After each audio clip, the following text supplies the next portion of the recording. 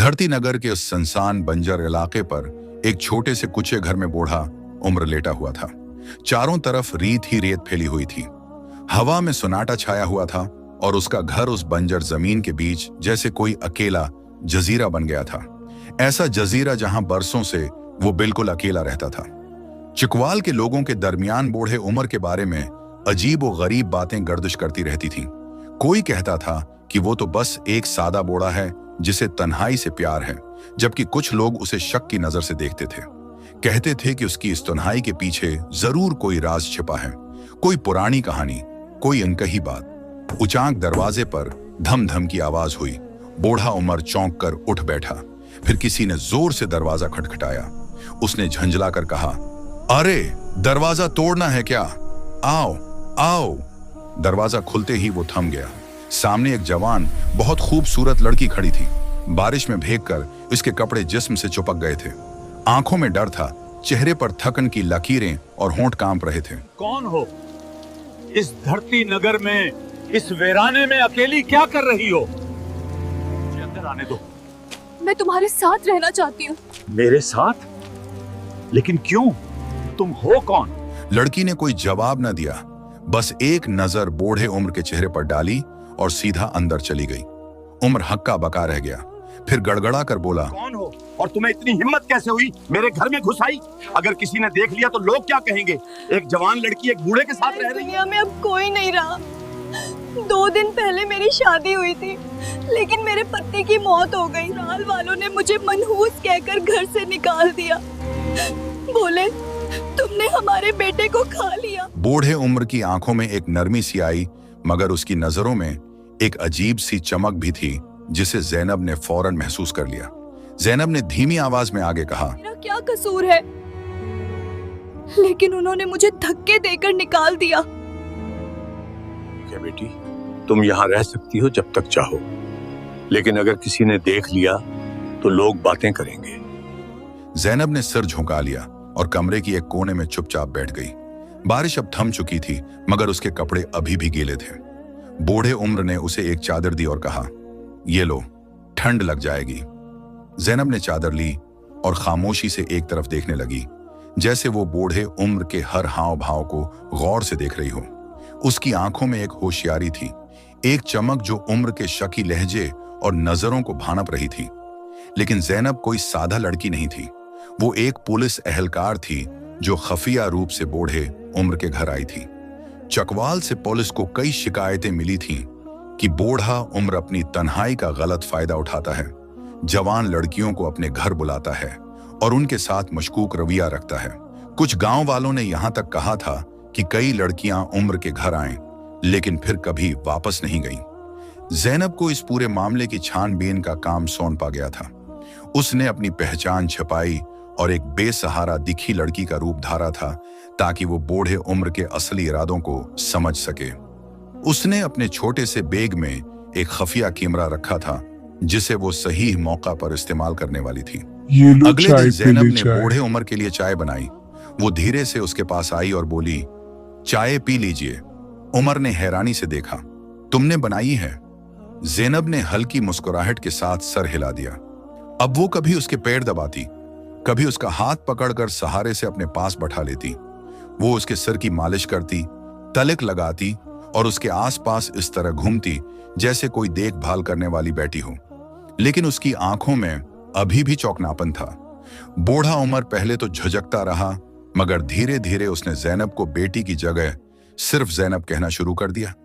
अजीब सी बेचैनी थी, जैसे वो कुछ छुपा रहा हो। उसकी मुस्कुराहट में कोई राज था जो जैनब की चौकसी वाली नजरों से बच नहीं सका। एक दिन उसे घर के पिछले हिस्से में एक पुराना संदूक मिला, लकड़ी का, धूल से भरा हुआ।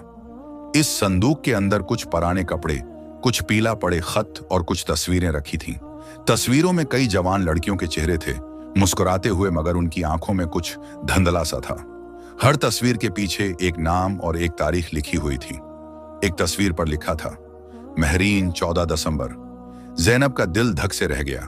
उसने जल्दी से सारी तस्वीरें अपने बैग में छिपा लें, ताकि बाद में उन पर तहकीकात कर सके। इतने में बूढ़ा उम्र वहां आ पहुंचा। उसने जैनब को संदूक के पास झुके देखा तो थोड़ा घबरा कर कड़क आवाज में बोला, वहां क्या कर रही हो? जैनब ने फौरन बात बदल दी और मुस्कुराते हुए कहा, कुछ नहीं, बस घर की सफाई कर रही थी। उमर ने उसे एक पल के लिए शक भरी नजर से देखा, फिर जबरदस्ती मुस्कुराया और धीरे धीरे वहां से चला गया। रात को जब बूढ़ा उम्र गहरी नींद में सो जाता, जैनब उसके कमरे के पास जाकर बैठ जाती। वहां उसके चेहरे की हर हरकत, हर सांस को ध्यान से देखती रहती, जैसे उसके चेहरे की सलूटों के बीच छपे राज को पढ़ रही हो। एक रात बूढ़ा उम्र नींद में कुछ बड़बड़ाने लगा। जैनब ने कान लगाकर सुना। उसे लगा कि वो किसी लड़की का नाम ले रहा था। उसने फौरन अपना मोबाइल निकाला और उसकी आवाज रिकॉर्ड कर ली। अगले दिन बूढ़े उम्र ने मुस्कुराते हुए पूछा, तुम्हें यहां कैसा लग रहा है? जैनब ने धीरे से जवाब दिया, यहां सुकून है। तुम्हारे पास आकर लगता है जैसे मैं महफूज हूं। उमर ने नजरें झुकाईं, लेकिन उसके होंठों पर जो मुस्कुराहट थी उसमें कुछ अजीब था, कुछ छुपा हुआ। जैनब ने वो भी नोट किया और अपनी रिपोर्ट में ध्यान से लिख लिया। एक दिन जैनब ने बूढ़े उम्र का हाथ थामकर धीमी और समेटी हुई आवाज में कहा, तुम बहुत अच्छे हो। दुनिया में सबने मुझे ठुकरा दिया, लेकिन तुमने मुझे अपने घर में जगह दी, पनाह दी। उमर कुछ कहना चाहता था, मगर लफ्ज उसके होंठों तक आकर रख गए। जैनब ने हल्की मुस्कुराहट के साथ पूछा, क्या मैं तुम्हारे लिए खाना बनाऊं? तुम्हें खाने में क्या पसंद है? उमर ने मुस्कुराकर कहा, जो तुम बनाओगी वही मुझे पसंद आएगा। जैनब ने उस दिन सादा सा खाना बनाया। दोनों साथ बैठे चुपचाप खाना खाते रहे, लेकिन जैनब की नजरें लगातार उम्र के हर हाव भाव, हर लफ्ज, हर मुस्कुराहट पर टंकी थी। उसे महसूस हो रहा था कि उस खामोश चेहरे के पीछे कुछ छुपा हुआ है, कोई पुराना दर्द या शायद कोई गहरा राज। अब जैनब रोज उसके लिए खाना बनाती, उसके कपड़े धोती, घर की सफाई करती।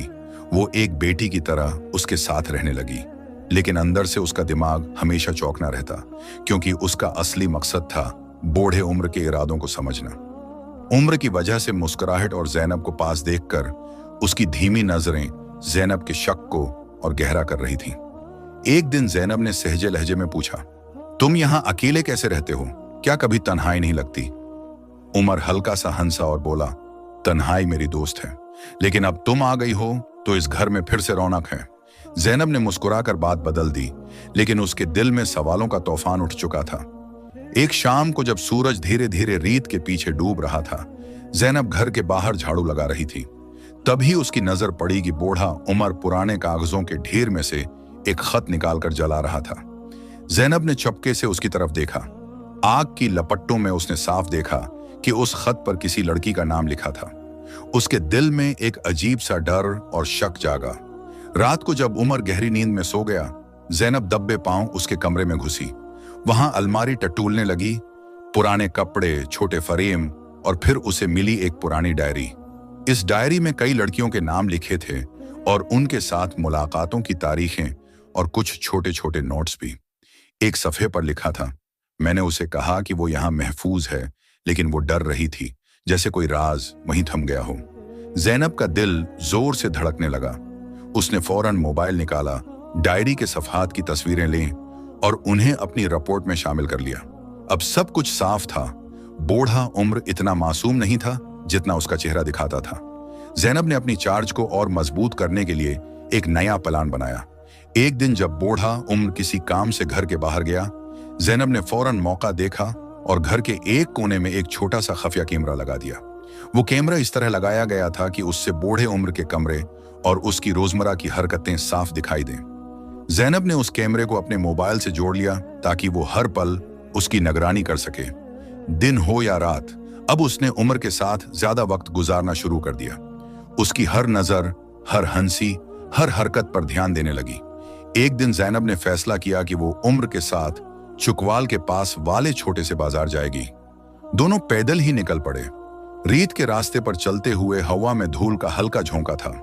गांव पहुंचते ही जैनब ने देखा कि लोग बूढ़े उम्र को अजीब नजरों से देख रहे हैं, जैसे उनके दिल में कोई उनका डर या शक छिपा हो।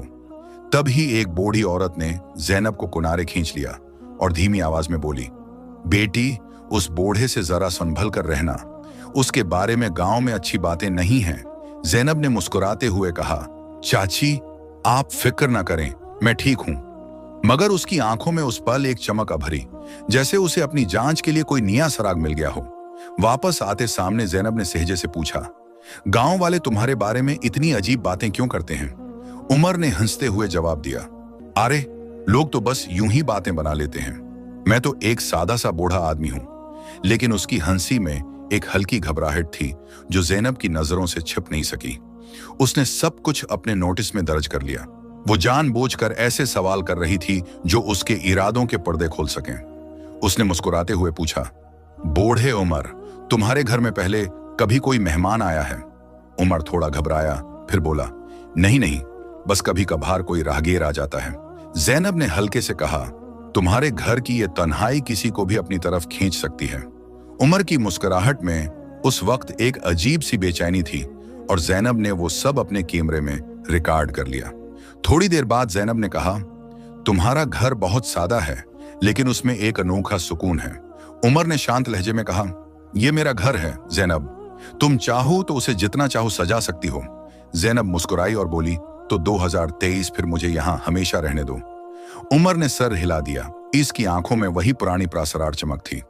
जैनब ने उसे गौर से देखा और उस वक्त की वीडियो रिकॉर्डिंग भी अपने कैमरे में महफूज कर ली। एक दिन जैनब ने बूढ़े उम्र के लिए गरम गरम पराठे बनाए। वो थाली लेकर कमरे में आई और मुस्कुराते हुए बोली, आज कुछ खास बनाया है? उमर ने हल्की हंसी के साथ पूछा, खास मेरे लिए? जैनब ने आंखों में शरारत भरी मुस्कुराहट के साथ कहा, और किसके लिए? यहां और कौन है? उमर ने पराठा खाया और खुशी से बोला, अरे ये तो बहुत स्वादिष्ट है। जैनब ने मुस्कुराते हुए कहा, बस आपकी ये तारीफ ही मेरे लिए काफी है। मगर उसकी नजरें लगातार बूढ़े उम्र के चेहरे पर थीं। उसके हर लफ्ज, हर हरकत को वो बारीकी से देख रही थी। कैमरा इस पल की हर झलक को चुपके से रिकॉर्ड कर रहा था। अब जैनब सिर्फ घर के अंदर ही नहीं बल्कि बाहर भी उम्र के साथ वक्त गुजारने लगी थी। एक शाम जब आसमान में चमकते तारे झलमला रहे थे और धरती नगर की रेत ठंडी हवा में सरसराने लगी थी, दोनों घर के बाहर बैठे आसमान को निहार रहे थे। जैनब ने नर्म आवाज में पूछा, बूढ़े उमर, तुमने अपनी जिंदगी में क्या देखा है? क्या कभी कोई खास इंसान मिला? उमर ने लंबी सांस ली, फिर धीमी स्वर में कहा, जिंदगी ने बहुत कुछ दिखाया है जैनब, लेकिन कुछ यादें ऐसी होती हैं जो दिल में दफन हो जाती हैं। जैनब ने धीरे से कहा, शायद कुछ यादें दफन नहीं होती, बस छिप जाती हैं किसी कोने में। उमर ने उसकी तरफ देखा। उसकी आंखों में उस वक्त एक अजीब सी चमक थी, जैसे कोई पुरानी बात उसके दिल में फिर से जाग उठी हो। जैनब ने वो पल भी अपने कैमरे में कैद कर लिया। अब जैनब की जांच अपने आखिरी मरहले पर पहुंच रही थी। वो कई हफ्तों से उमर के घर में रही थी और अब उसे पूरा यकीन हो चुका था कि बूढ़े उम्र के इरादों में कुछ बहुत काले और अंधेरे राज छिपे हैं। उसकी डायरी, पुरानी तस्वीरें और गांव वालों की शिकायतें, सब कुछ एक ही समत की तरफ इशारा कर रहे थे। जैनब ने अपने कैमरे की रिकॉर्डिंग देखी। हर वीडियो में उम्र की वही अजीब सी मुस्कुराहट थी। वो छप्पी नजर थी जो बार बार जैनब पर टुक जाती और उसके चेहरे की घबराहट, जैसे वो डरता हो कि उसका कोई राज अब ज्यादा देर तक नहीं छिपेगा। इस रात जब चांदनी रेत पर चमक रही थी और धरती नगर में हल्की हुआ सरसराहट पैदा कर रही थी, जैनब ने फैसला कर लिया कि अब वक्त आ गया है बूढ़े उम्र का असली चेहरा सामने लाने का। वो उम्र के पास बैठी और बड़ी नरमी से बातें करने लगी। उसने जानबूझकर ऐसी बातें छेड़ें जो उसके इरादों के पर्दे खोल सकें। जैनब ने धीमी आवाज में कहा, बूढ़े उम्र, तुम्हारे बारे में लोग बहुत कुछ कहते हैं, क्या ये सब सच है? उमर जोर से हंस पड़ा और बोला, अरे लोग तो बस यूं ही बातें बना लेते हैं। मैं तो एक सादा सा बूढ़ा आदमी हूं।